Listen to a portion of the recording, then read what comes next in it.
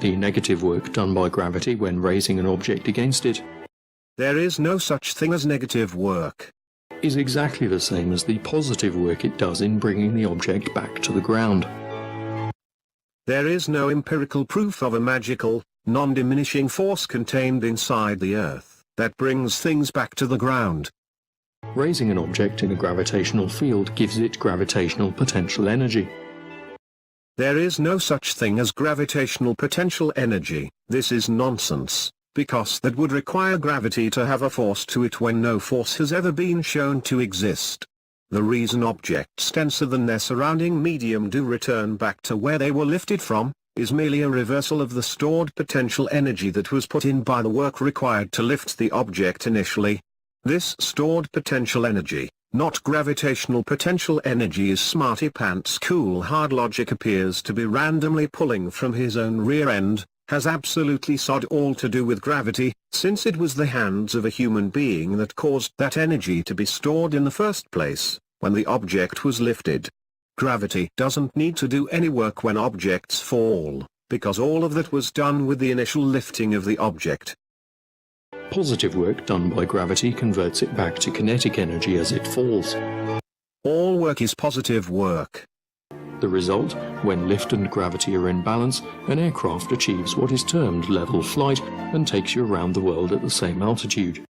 So we are expected to believe that gravity magically accommodates for all these different weights of different aircraft and somehow manages to keep them all from flying into space, when the aircraft's pilot is maintaining altitude. This is absurd. The more obvious and correct answer is that planes do maintain altitude, while the pilot maintains altitude, because they are doing so above a flat surface.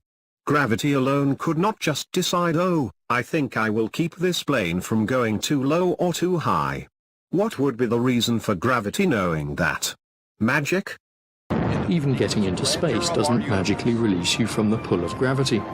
The effect of gravity has never been proven to have a force to it, but we are expected to accept that this force reaches way beyond the surfaces of celestial bodies. If gravity behaved like that, with that amount of power, we would be utilizing the force by now and powering things with it, like we can with any other force. Is there any reason why this so-called force of gravity is strong one minute, but weak the next? It holds planets where they are and holds the air to the Earth, which makes it a strong force, and yet, with hundreds and hundreds of times more mass than the air, as humans we can simply jump up and leave the surface of the Earth for a split second? Hang on a minute, it was strong a moment ago. The force of gravity is supposed to act on mass, right? Gravity having a force to it that is both strong when it suits then weak when it suits, is an idea pushed by non-thinking indoctrinated people, that are talking absolute bollocks. Gravity doesn't stop working just because you've got wings and engines. Stop working? Gravity cannot ever start working, because it is an effect we observe, not a force. The atmosphere gets thinner with altitude. Yep. Gases of higher density settle below other gases of lower density. This might lend to a magical force of gravity being the cause, but there isn't any proof this force exists, at least not in the sense that it is contained inside the Earth and is magically pulling things to it, while allowing other substances with mass like helium and hydrogen, to metaphorically laugh at gravity and escape it. Magnets. How do they work? Well, not by magic, and whilst you can't see the force imparted by electromagnetism, you can see its effects, and so it is with gravity. Nice sleight of mind you used there, but please allow me to point out your stupidity. While we cannot see the force generated by magnets, we can see the magnet itself. Take the magnet away and the force is no longer there. Replace the magnet and the force is there again. With that cause and effect relationship clearly demonstrable where magnets are concerned, how do you suppose we take the Earth away to establish that the Earth itself contains a magical never-ending force of gravity, you appear to be so fond of? That's right, Mr. Smarty Pants. We can't, making you wrong. Please keep putting out videos with this Satotosh, it is brilliant entertainment due to being so easy to dismantle. All masses have gravity. Stop it, you buffoon. This is just plain wrong. If all masses had gravity, this would be proven somewhere in science and no proof exists for it. Also, as previously mentioned, we would be powering things with gravity by now, but we aren't doing. Before you casually assume that Cavendish from 1798 does prove that masses attract other masses, it does not. For example, how did Cavendish account for the fact that the moon's supposed gravitational pull was there in the sky? Oh, that's right. He didn't. How did this known madman Cavendish account for electromagnetic effects that had not yet been discovered? Oh, that's right, he cannot have done. So don't just start relying on this nonsense, you need to dig a little deeper than that. Its net effect is that masses are pulled towards each other's center of mass. Perhaps in the minds of unhinged fruitcakes that have memorized scientism, but not in the real world. The supposed failure of mankind to measure gravity explains perfectly why Henry Cavendish managed it in 1798. Not quite. Cavendish could not have put any controls in for electromagnetism because it was not known about at the time he did this experiment, plus he was completely ignoring the supposed gravitational pull of the moon, one presumes because he thought his wooden shed would magically protect his so-called experiment from the moon's pull. But then this isn't a surprise considering that he was mad. The vermin who think gravity isn't a thing. Are you referring to the up and down effect of gravity that is observed when objects of higher density sink, or are you referring to the magical non-existent, non-proven force of gravity, that is inexplicably attached to that observed effect? Like the obnoxious condescending tosspot you are, you forgot to say. Perhaps if you spent less time thinking up witty insults, you might have more time to figure these things out. Then, who knows, you might even somehow accidentally formulate a statement correctly, as opposed to spewing absolute pie-in-the-sky nonsense that reeks of ambiguity. Have yet to explain why a ball would accelerate in a particular direction in preference to any other. A lack of an explanation for this does not then inexplicably mean that there is a magical, never-proven force inside the Earth, that never diminishes and has no known power source to begin with to keep it going. If density were responsible for the effect of gravity. You just said it, congratulations. You said the effect of gravity. So this term is in your vocabulary after all.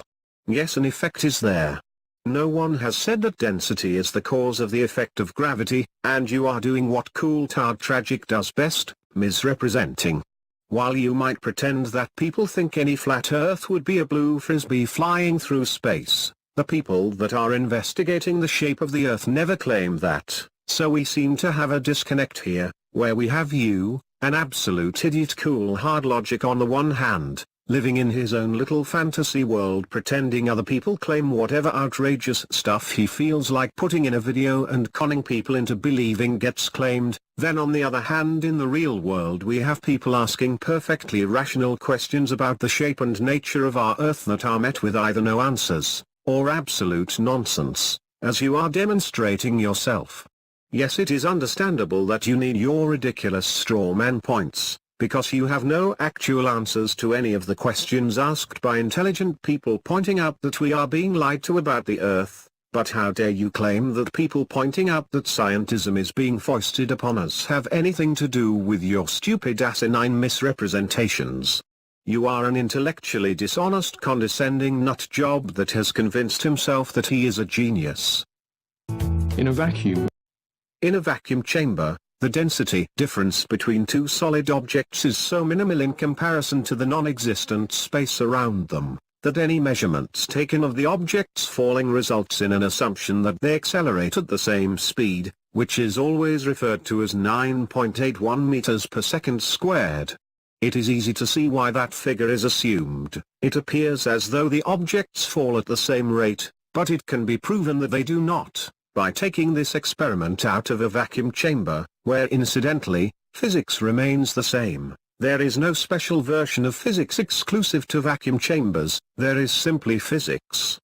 The assumption of a constant rate of acceleration came about because the tallest vacuum chamber is only 122 feet tall, giving a fall time of just 2.75 seconds, which is a preposterously short amount of time to establish that there might be a difference between the times it is taking for solid objects to finish falling. This is where the mistake is made and something called the gravitational constant gets invented out of thin air. This fall rate inside a vacuum chamber is actually not a constant, it is a variable based on density, and this is easy to prove, since physics does not change outside of a vacuum. We can drop a steel ball and a dense plastic ball of equal diameters in water. Oh look, the denser ball now does fall faster, now that we have made it so the surrounding medium allows us to observe that effect, where the only variable between the two balls is their density. By doing this drop test in water with two balls of equal diameter but differing densities, we have successfully slowed down the fall time to a rate where the varying densities of the objects can be observed, unlike the completely fraudulent hypothesis brought about by using a vacuum chamber, for no reason other than to scam the living daylights out of innocent onlookers.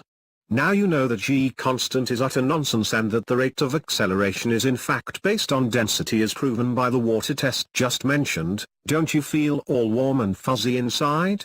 Of course many silly so-called answers have been thrown at this like drag or resistance or friction, but I am sorry to say all of the controls are there, since the two equally sized balls are both being dropped in the exact same medium. Nobody has any actual rebuttal to this, therefore as this water test, which a child could do, proves, the rate of acceleration of a falling object is based on its density.